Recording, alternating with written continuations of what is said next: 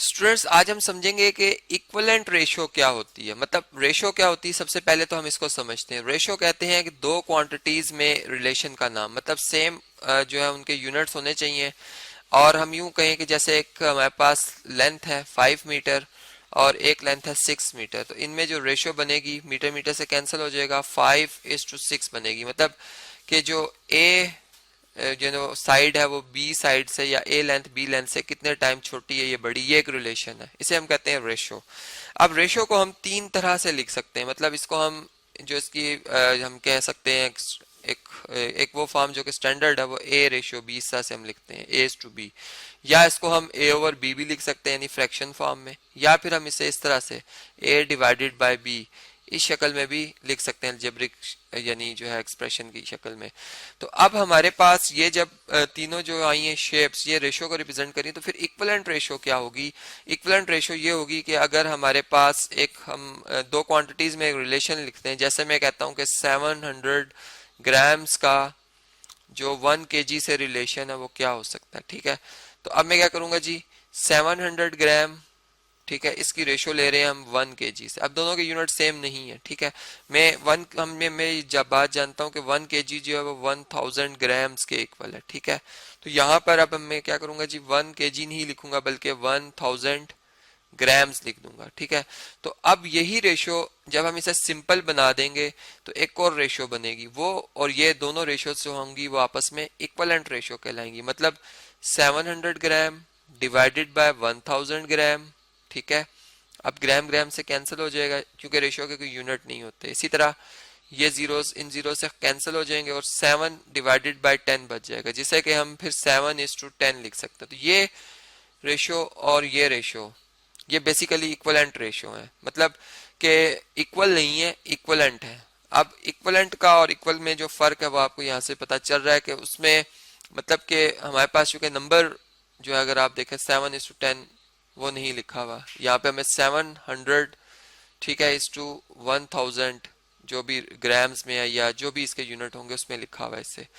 तो other words में ये कह सकता हूँ कि अगर हम किसी रेशियो को उसकी लोवेस्ट फॉर्म में ले आते हैं तो वो अपनी ओरिजिनल जो हो गई नंबर्स उनके हिसाब से वो क्या होगी जी, वो उसकी इक्वलेंट रेशियो होगी। जैसे अगर मैं ऐसा लिखता हूँ कि 2/3 और 5/8, अब ये दो नंबर्स हैं जो कि फ्रैक्शन फॉर्म में है, ठीक है। अब मैं इनमें जो है वो रेशियो लाना चाहता हूँ, मतलब मैं देखना चाहता हूँ कि ये वाला नंबर बड़ा है या ये वाला नंबर बड़ा है, और फर्स्ट नंबर दूसरे नंबर से कितने टाइम बिगर है या फर्स्ट नंबर दूसरे नंबर से कितने टाइम लेस है, ठीक है। तो अब मैं इसके लिए जो मेथड इख्तियार करूंगा इस किस्म के क्वेश्चन को सॉल्व करने के लिए, वो इसको मैं मेथड 1 का नाम दे रहा हूँ। मैं इसे कह देता हूँ कि ये मैं सेम डिनोमिनेटर को बनाकर करूंगा, ठीक है। मतलब डिनोमिनेटर्स जो होते हैं फ्रैक्शन में, जो कि डिवाइजर होते हैं, उनको कहा जाता है, ठीक है। तो डिनोमिनेटर को मैं क्या बनाऊंगा जी, एक जैसा इन दोनों में। अब देखें इसका डिवाइजर 3 है और इसका 8 है। इसका मतलब कि इसको आप 8 से मल्टीप्लाई कर दें। मतलब अगर मैं इस वाली फ्रैक्शन को 2/3 को 8 से मल्टीप्लाई और 8 से डिवाइड कर देता हूं, तो ये मतलब 8 से कैंसिल हो जाएगा और वापस 2/3 ही आ जाएगा। लेकिन हम बजाय 8 को 8 से कैंसिल करने के हम इन्हें 8 को 2 से और 8 को 3 से मल्टीप्लाई कर देंगे, और इसी तरह ये रेशियो का सिंबल है वो यूज करेंगे। अब 5/8 जो है, चूंकि यहाँ पर 3 लिखा हुआ है, इस 3 को इन दोनों से मल्टीप्लाई करना, मतलब न्यूमरेटर में जो 5 है उससे भी, ठीक है। तो यहाँ पे पहले मैं लिखूंगा 5/8। अब 3 को इससे भी और 3 को इससे भी हमने मल्टीप्लाई करना है। तो अब अगर देखें तो ये 2 8 से मल्टीप्लाई होके क्या आ जाएगा, 2 8 से मल्टीप्लाई होके क्या आ जाएगा जी, 16। जबकि 3 8 से मल्टीप्लाई होके क्या आ जाएगा, 24। रेशियो इसी तरह यहाँ पे आ जाएगा 15 और यहाँ पे आ जाएगा कितना, 24। अब देखें हमने डिनोमिनेटर सेम इसलिए बनाए कि हमारे पास जो फ्रैक्शन है वो इस तरह से आए, मतलब रेशियो की शक्ल बन जाए, मतलब उसमें ये जो फ्रैक्शन लिखी हुई है खत्म हो जाए, हमें एक इंटीजर का दूसरे इंटीजर से जो एक रिलेशन है वो मिल जाए। तो इधर हम क्या लिखेंगे, 16/24 मल्टीप्लाई बाय, अब देखें, या चलें इसको हम ऐसे लिखते हैं, रेशियो को हम डिवाइड की शक्ल में लिख लेते हैं, डिवाइडेड बाय 15/24, ठीक है। अब 15/24 को, ये तो एज इट इज रहेगा 16/24, और ये बन जाएगा, जब मल्टीप्लाई का सिंबल आएगा तो 24 ऊपर आ जाएगा और 15 डिनोमिनेटर में आ जाएगा। तो ये 24 24 से खत्म हो गया, मल्टीप्लिकेटिव इनवर्स हैं एक दूसरे के, जबकि 16/15 बच गया हमारे पास, ठीक है। या इसको मैं 16:15 लिख सकता हूँ, मतलब कि पहला नंबर दूसरे नंबर से इतना बड़ा है जितना कि 16-15 से, यानी 1 यूनिट का फर्क है, ठीक है। तो यानी ये इतने क्लोज हैं, ये हमें एक तो इनका ये भी अंदाजा हो जाता है कि इतना ज्यादा बिगड़ नंबर नहीं है, पहला नंबर बड़ा है दूसरा छोटा है, और कितना इनमें फर्क है वो भी हमें पता चल गया रेशियो में।